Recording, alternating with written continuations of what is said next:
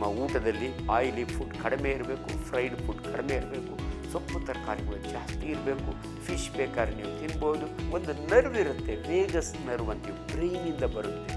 ಊಟ ಬಲ್ಲವನಿಗೆ ರೋಗವಿಲ್ಲ, ದೊಡ್ಡವರು ಹೇಳಿರುವ ಮಾತು ಅಕ್ಷರಶಃ ಸತ್ಯ.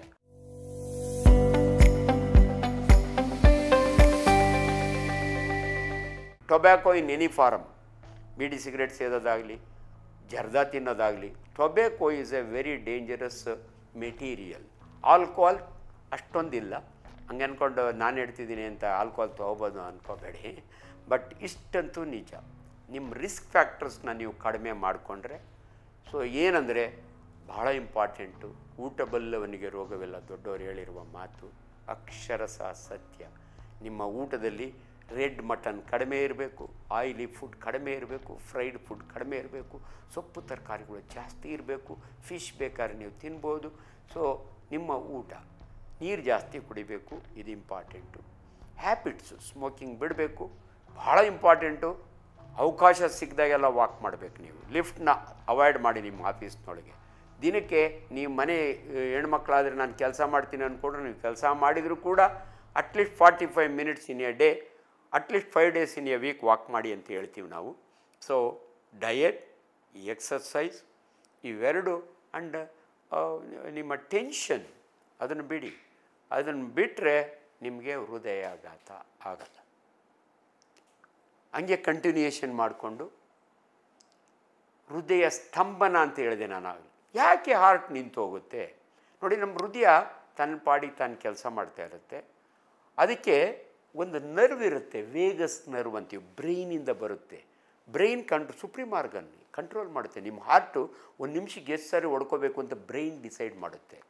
ಈ ವೇಗಸ್ ನರ್ವ್ ರೂಟ್ ನಂಬರ್ 10 ಅದಕ್ಕೆ ಬರುತ್ತೆ. ಇಲ್ಲಿ ಕಪಾಳಕ್ಕೊಂದು ಬ್ರಾಂಚ್ ಕೊಡುತ್ತೆ, ಹಂಗೆ ಹೋಗುತ್ತೆ, ಹೃದಯಕ್ಕೊಂದು ಬ್ರಾಂಚ್ ಕೊಡುತ್ತೆ, ನಮ್ಮ ಹೊಟ್ಟೆ ಒಳಗಿರೋ ಸ್ಟಮಕ್ಕು, ಕರುಳಿಗೆ ಎಲ್ಲಕ್ಕೂ ಒಂದು ಬ್ರಾಂಚ್ ಕೊಟ್ಟು ಲಾಸ್ಟಿಗೆ ಟೆಸ್ಟಿಸ್ಗೆ ಬೀಜಕ್ಕೊಂದು ಬ್ರಾಂಚ್ ಕೊಡುತ್ತೆ.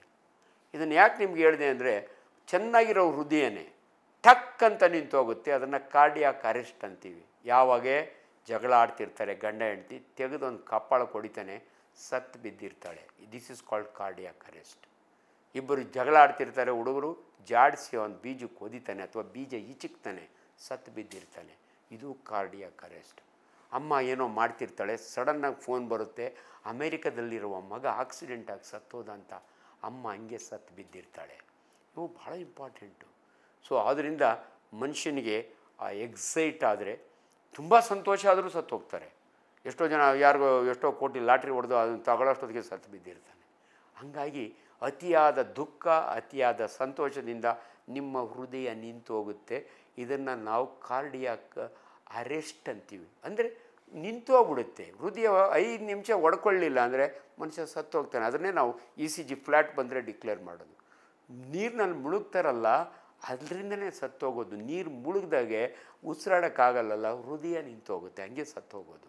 ನಾನು ಎಷ್ಟೋ ಸಾರಿ ಹೇಳ್ತಿರ್ತೀನಿ, ವಾರ್ನ್ ಮಾಡ್ತೀನಿ, ಆಕ್ಸಿಡೆಂಟ್ ಇರೋ ಜಾಗದಲ್ಲಿ ನೀವೇನಾದರೂ ಇದ್ದರೆ ತೇಲ್ಗಣ್ಣು ಮೇಲ್ಗಣ್ಣು ಬಿಡ್ತಿರೋರಿಗೆ ಅಥವಾ ಅರ್ಧ ಜೀವ ಆಗಿರೋರಿಗೆ, ಸೆಮಿ ಕಾನ್ಷಿಯಸ್ ಇರೋರಿಗೆ ನೀರು ಕುಡಿಸ್ಬೇಡ್ರಿ, ಸತ್ತೋಗ್ತಾರೆ ಅಂತ ಹೇಳಿದ್ದೀನಿ. ಡ್ರೌನ್ ಟು ಡೆತ್ ಈಗಲೇ ವಾರ್ನ್ ಮಾಡ್ತಾಯಿದ್ದೀನಿ. ಆಕ್ಸಿಡೆಂಟ್ ಆಗಿರೋನು ಕಾನ್ಷಿಯಸ್ ಇದ್ದರೆ, ಬಡ್ಕೋತಿದ್ರೆ ನೀರು ಕುಡಿಬೋದು. ಆದರೆ ಅವನಿಗೆ ಭಾಳ ಜನ ತಪ್ಪು, ನೀರು ಕುಡಿಸ್ಬಿಡೋಣ ಬಳ್ಕೊಂಡ್ಬಿಡ್ತಾನೆ. ಕೆಂಪೇಗೌಡ ಹಾಸ್ಪಿಟಲ್ವರೆಗೆ ಹೋಗಿ ದಯವಿಟ್ಟು ಆಕ್ಸಿಡೆಂಟ್ ಆದವರಿಗೆ ನೀರು ಕುಡಿಸ್ಬೇಡಿ, ಇದು ಭಾಳ ಇಂಪಾರ್ಟೆಂಟು. ಕಾರ್ಡಿಯಾಕ್ ಅರೆಸ್ಟ್ ಆಗುತ್ತೆ. ಸುಟ್ಟ ಗಾಯದಲ್ಲಿ 90% ಸುಟ್ಟರೆ ಅವಾಗಲೂ ಕಾರ್ಡಿಯಾಕ್ ಅರೆಸ್ಟ್ ಆಗುತ್ತೆ. ಇನ್ನೊಂದು ಕಂಡೀಷನ್ ಹೇಳ್ಬಿಡ್ತೀನಿ ನಿಮ್ಗೆ, ಹಾರ್ಟ್ನಲ್ಲಿ ಕಾರ್ಡಿಯಾಕ್ ಫೇಲ್ಯೂರ್ ಅಂತೀವಿ. ಹೃದಯ ಫೇಲ್ ಆಗಿಬಿಡುತ್ತೆ.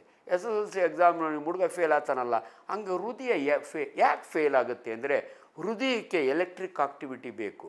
ನಿಮ್ಮ ಹೃದಯದಲ್ಲೇ ಒಂದು ಟ್ರಾನ್ಸ್ಫಾರ್ಮರ್ ಇದೆ, ಅದನ್ನು ನಾವು SCA ನೋಡ್ ಅಂತೀವಿ. ಹೃದಯಕ್ಕೆ 4 ಚೇಂಬರ್ ಇದ್ದಾವೆ, 2 ವೆಂಟ್ರಿಕಲ್ಲು 2 ಆರಿಕಲ್ಲು. ಅಲ್ಲೊಂದು SCA ನೋಡ್ ಅಂತೀವಿ. ಅದರಿಂದ ಎಲೆಕ್ಟ್ರಿಸಿಟಿ ಉತ್ಪತ್ತಿಯಾಗಿ ಎಲ್ಲ ಕಡೆ ಕಳಿಸುತ್ತೆ. ಹೃದಯ ಅದಕ್ಕೆ ತಕ್ಕಂಗೆ ಕೆಲಸ ಮಾಡುತ್ತೆ.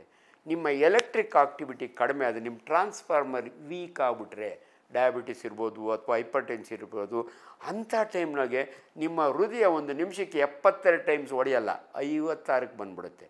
36ಕ್ಕೆ ಬಂದರೆ ಇನ್ನೂ ಕೆಳಗಡೆ ಹೋದರೆ ಹೃದಯ ನಿಂತು ಹೋಗುತ್ತೆ. ಅಂಥ ಟೈಮ್ನಾಗೆ ಹಾಸ್ಪಿಟ್ಲಿಗೆ ಬಂದರೆ ನೀವು ಕೇಳಿರ್ತೀರಿ, ಪೇಸ್ ಮೇಕರ್ ಹಾಕಿದ್ರಂತೆ ನಮ್ಮ ಚಿಕ್ಕಪ್ಪನಿಗೆ ಅಂತ. So pacemaker is an external electric activity. ಅದನ್ನು ಫಿಕ್ಸ್ ಮಾಡಿದರೆ ನಿಮ್ಮ ಹೃದಯ ಮಾಮೂಲಿ ಹೊಡ್ಕೋತಾ ಇರ್ತದೆ. ಸೊ ಈ 3 ಪದಗಳನ್ನ ದಯವಿಟ್ಟು ಅರ್ಥ ಮಾಡ್ಕೊಳ್ಳಿ. ಸೊ ಎಲ್ಲರೂ ಕೂಡ ಹೆದರ್ಕೋಬೇಡಿ. ಹೃದಯಾಘಾತ ಆದವರು ಎಲ್ಲರೂ ಸಾಯೋದಿಲ್ಲ, ಬದುಕ್ತಾರೆ. ಅವ್ರಿಗೆ ಬದುಕಿಸ್ಲಿಕ್ಕೆ ಅವಕಾಶನೂ ಇರುತ್ತೆ. ಲೇಟೆಸ್ಟ್ ಹಾಗೂ ಇಂಟ್ರೆಸ್ಟಿಂಗ್ ಸುದ್ದಿಗಳಿಗಾಗಿ ಬಾಸ್ ಟಿವಿ ಕನ್ನಡ ಚಾನೆಲ್ನ ಸಬ್ಸ್ಕ್ರೈಬ್ ಮಾಡಿ. ಹಾಗೆಯೇ ಬೆಲ್ ಐಕಾನ್ ಪ್ರೆಸ್ ಮಾಡಿ. ಇದರ ಜೊತೆಗೆ ಫೇಸ್ಬುಕ್, ಇನ್ಸ್ಟಾಗ್ರಾಮ್, ಎಕ್ಸ್ನಲ್ಲೂ ಮಿಸ್ ಮಾಡದೆ ಫಾಲೋ ಮಾಡಿ.